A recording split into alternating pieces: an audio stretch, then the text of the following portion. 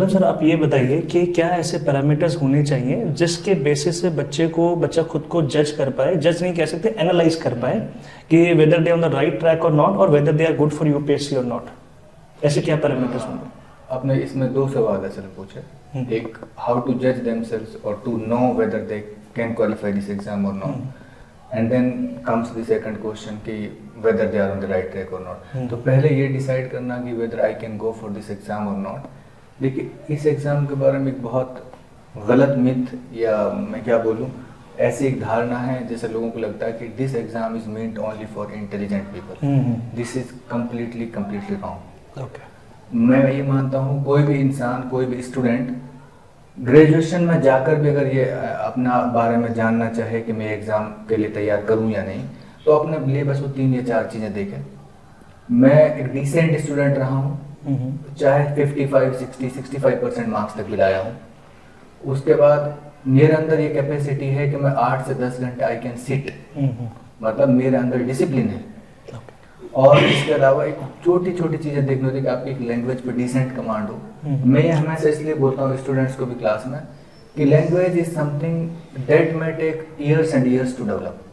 अगर ग्रेजुएशन तक भी बच्चे की लैंग्वेज पे डिसेंट कमांड नहीं है तो ये बहुत मुश्किल हो जाता है, उसको 3 या 4 साल फिर लग जाएंगे अपनी लैंग्वेज सही करने के लिए। तो अगर ये 3-4 पैरामीटर्स को देखकर इस पर उनको लगता है पर्सनली कि मैं इनमें डिसेंट हूँ, मैं बेयर मिनिमम लेवल अटेंड कर सकता हूँ, तो any student across the country from any graduation stream can think of qualifying this exam. Okay. और अगर जब आप तैयारी कर रहे हैं बट सही रिजल्ट नहीं मिल रहा है, तो तब कौन से पैरामीटर्स होने चाहिए कि वो एनालाइज करें कि यार मैं यहाँ गलत जा रहा था, और कैसे एनालाइज करें और मुझे ये नहीं ऐसे करना? बिल्कुल सही। देखिए सर, 2 तरह से लोग एग्जाम की तैयारी करते हैं इसकी। एक करते हैं बहुत आइसोलेशन में, अपना एक रूम ले लिया है और अपना पढ़ाई कर रहे हैं जी। एक तरीका ये होता है they are with some 5-7 friends, ठीक है, या कहीं कोचिंग एकेडमी में, रेजिडेंशियल एकेडमी में, वहाँ पढ़ रहे हैं। तो जब आप सेकंड ऑप्शन में तैयारी कर रहे हैं जहाँ पर आप you are with some of your friends, तो यहाँ थोड़ा इजी हो जाता है। फ्रेंड्स आपका कुछ ना कुछ बता सकते हैं कि ओके प्रीलिम्स आपका इसलिए नहीं निकल रहा है, यहाँ पर प्रॉब्लम आपको आ रही है, या मेंस में आपके आंसर राइटिंग में ये इशू है। लेकिन ये ज्यादा इशू उन बच्चों का आता है जो अकेले में आइसोलेशन में तैयारी कर रहे हैं, 3 साल बाद भी उन्होंने देखा कि प्रीलिम्स अभी नहीं निकला, तो उनके लिए पर्सनल लेवल पे एनालिसिस कर पाना बहुत डिफिकल्ट होता है। तो इस तरह के बच्चों को मैं हमेशा बोलता हूँ कि अगर आप 2 या 3 साल बाद भी प्रीलिम्स नहीं निकाल रहे हैं, या तो आप खुद इस केपेबल हो कि आप एनालाइज कर पाए कि आप कहाँ गलत कर रहे हैं। अगर नहीं कर रहे हैं तो there is no harm in having some mentor. आपके कोई फ्रेंड सर्कल, बिल्कुल आपके कोई फ्रेंड सर्कल में हो जिन्होंने कभी, जरूरी नहीं है कि यूपीएससी निकाला ही हो, मेंस लिखा है, इंटरव्यू दिया हुआ है, वो गाइड कर सकता है आपको। वो नहीं है कोई रिलेटिव्स में है, आपके कुछ कोचिंग जब आप करते हैं उस दौरान आपके टीचर्स होते हैं, फैकल्टीज होते हैं, तो ये अगर आप कर सकते हैं तो it can be of very help, right. और मैम आपका क्या ओपिनियन इसके बारे में? Actually, I would like to add on to what sir has said. Okay. बहुत बार ये होता है we might have speed but not direction. Yeah. So many times because हमें लगता है कि पढ़ाई तो हमारी अच्छी है, but the result is not ambient enough, या फिर हो नहीं पा रहा है prelims. ऐसे केसेस में it is a must. Sir ने तो ऑप्शन दिया है, but I'm saying it is a must that one should have a guide or a mentor. चाहे वो institutional mentor हो, चाहे personal mentor हो, कोई friend हो, anything is fine. So this mentor can let you know the direction, or that they can be your lighthouse. कि हाँ, okay, you know the direction, now go full speed. So that direction can come, like I said, institutional or otherwise, that is fine. Direction is a must. अगर आपको direction YouTube से मिल रहा है, कहीं और से मिल रहा है, that is fine. But then again, YouTube पे एक इंसान might say go there, another person might say go there. Someone would say PYQ is important. Someone would say नहीं काम ही नहीं है, सिर्फ prelims करो, mains हो जाएगा automatic, which is not true for like as we all know. तो ये है कि हाँ, you need to have guiding light in the form of 1 syllabus, 2 PYQs, and 3 some person, चाहे वो कोई भी पर्सन हो, who can guide you through your journey. That way journey becomes very. Because अकेले रहते हमने देखा कि बहुत बच्चों को एंजाइटी, डिप्रेशन, सुसाइडल टेंडेंसीज होने लग जाती हैं, किसी से वो बात नहीं कर पाते, बिकॉज ये एक बेसिक धारणा है यूपीएससी में कि अकेले रहो, कमरे में बंद बैठो और 10-12 घंटे पढ़ो आप बैठ के। ठीक है, आप शेयर कर नहीं पाते, आपकी पर्सन टू पर्सन स्किल खत्म हो जाती है, कम्युनिकेशन स्किल चली जाती है, आपको लगता है कि अब मेरे को कोई और समझ नहीं पाएगा, है ना। तो ये चीजें मुझे लगता है कि एक मेंटर आपको हेल्प कर सकता है, अच्छा पेयर ग्रुप कर सकता है। सर आप क्या कहेंगे इसके बारे में? जैसा कि आपने कहा कि लोग अपने आप को आइसोलेट कर लेते हैं, तो मेरा मानना ये है कि आइसोलेशन इज नॉट नेसेसरी।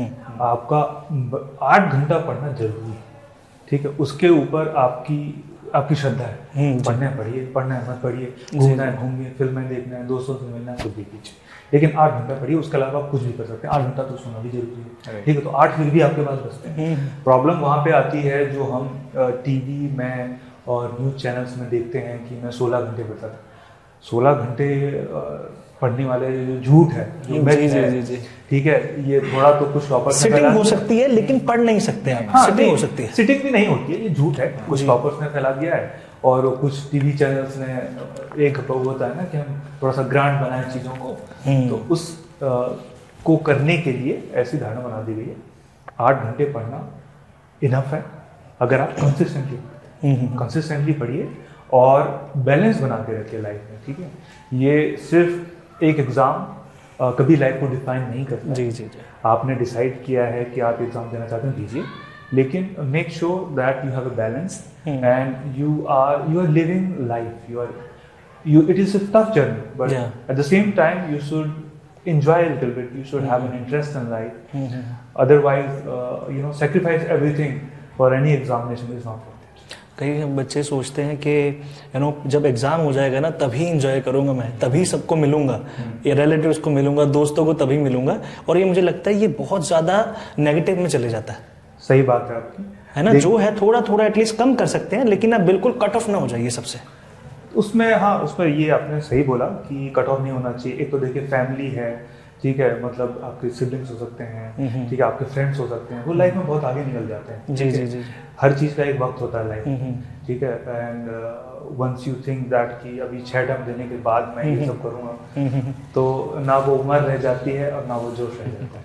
कई लोगों से हमने देखा है कि कुछ साल बाद कनेक्शन भी नहीं रहता। हमारे कॉलेज के फ्रेंड्स होते हैं, वो किसी और जगह जा चुके हैं, वो लोग जिनसे हम सारा दिन उनके साथ उठते बैठते थे, अब उनसे कई सालों से टच भी नहीं रहा हमारा। इसमें actually sir to add to this, 1980s या 90s में या अर्ली 2000s में एक सिचुएशन शायद अलग रही होगी यूपीएससी की या यूपीएससी एस्पिरेंट्स की उस दौर में। अगर अभी हम देखा ना, having prepared for this exam for 5-6 years, I can vouch about this fact that students who are more social, who have friends, who go for movies, who talk to their relatives, the success rate of such students is more. लेकिन वो 80s और 90s वाला जो perception है social media के through आज भी बनाया जा रहा है, जिसकी वजह से इंडिया का एक बहुत बड़ा नंबर यूथ का they get into that situation of despair and disheartened they get, जो आप बता रहे हैं।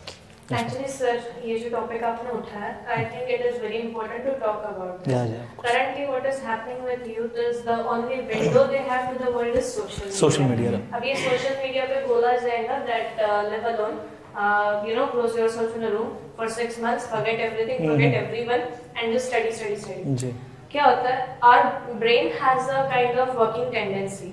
Any machine, it can work for only a certain number of hours, after which it has to rest. It will burn out, yeah. It will burn out. Same goes for people. Yeah. People will take care of their machines and their mobile phones, but people will not take care of their own self. Yes. So इसके कारण क्या हो रहा है? Mental health is heavily affected. Yes.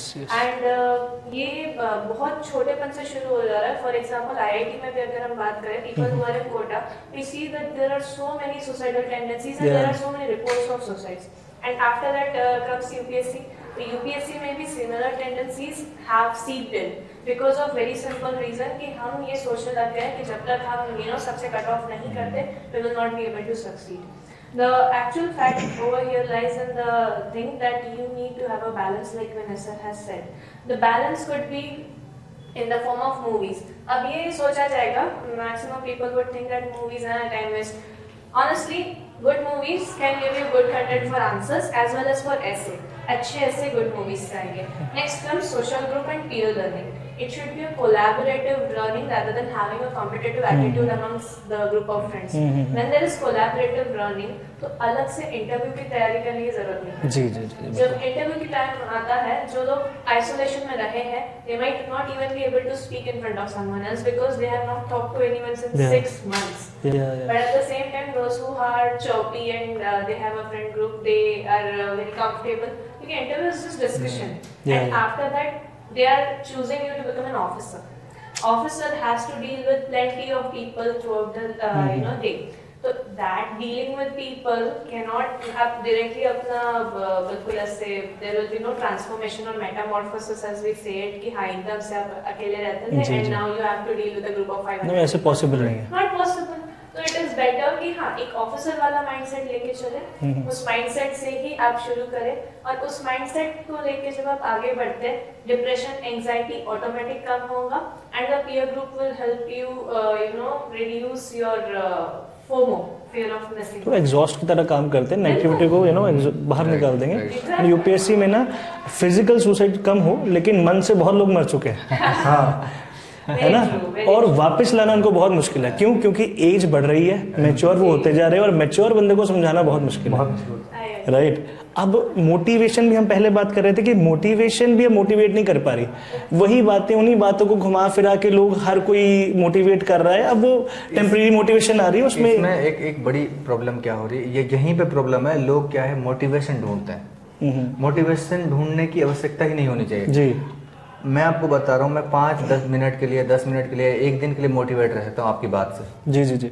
मैं 2 साल या 3 साल या 4 साल अगर मुझे कोई एग्जाम निकालना, मुझे एक इंडिविजुअल इंस्पिरेशन की जरूरत है।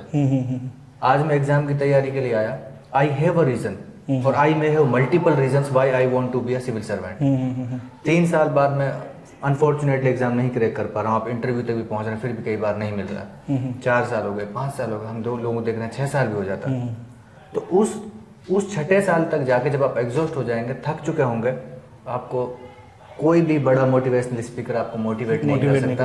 आपको वो दिन याद करना पड़ेगा, पहला दिन जब आप यूपीएससी प्रिपरेशन के लिए आए थे, क्या वजह थी जब आप आए थे, तो उसको हम बोलते हैं इंस्पिरेशन। आई थिंक थोड़ा सा इंस्पिरेशन, थोड़ा सा ना, अगर हम ये भी मान ले कि हम 9 to 5 जॉब ही कर रहे हैं, 9 to 5 बैठ के पढ़ लीजिए ना चुप करके, क्या फर्क पड़ जाएगा।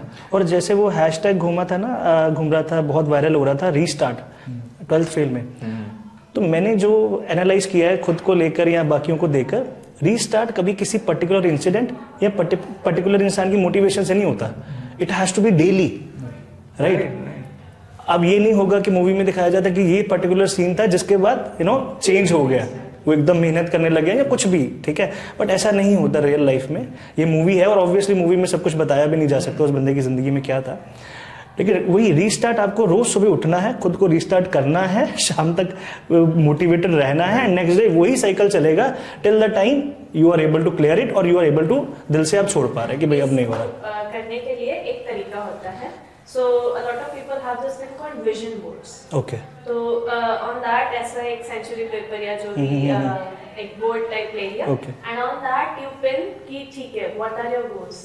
तो यहाँ पे आपने 2 चीजें करनी चाहिए, एक ये भी करना चाहिए कि why did you start the journey in the first place and where do you see yourself and how many years. इससे क्या होगा, हर सुबह उठ के अगर ये चीज आपकी आंखों के सामने है, तो जो आप ये बोल रहे हैं कि हर दिन रीस्टार्ट करना पड़ता है, हर दिन motivation is not possible.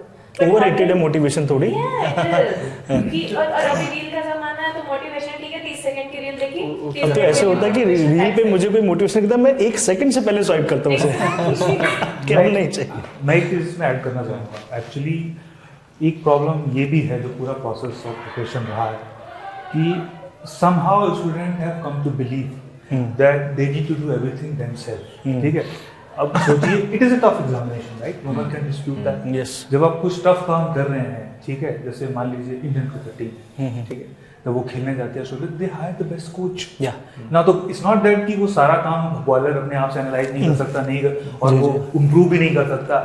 The point is that if you try to do everything on your own, you will face multiple challenges, ठीक है। तो इस प्रोसेस में अगर मैं ये बोल सकता हूँ कि आप जितना गिवन है आपको करना है, आप वो कर ही लें तो बड़ी बात है। अब उसकी प्लानिंग, उसकी शेड्यूलिंग, वो सब भी आप अपने सिर पर ले लेंगे तो ये पूरा एग्जामिनेशन और भी टफ हो जाएगा। जी, जी। That's where come the role of mentorship and I would say the institutes, ठीक है, जहाँ पे वो एक डायरेक्शन प्रोवाइड करते हैं, एक शेड्यूल बनाते हैं, एक डिसिप्लिन देते हैं। फिर स्टूडेंट का काम इतना है कि आपको जो पढ़ाएगा आपको रिवाइज करना है, आपको जो टेस्ट दिया गया वो टेस्ट सॉल्व करना है, ठीक है।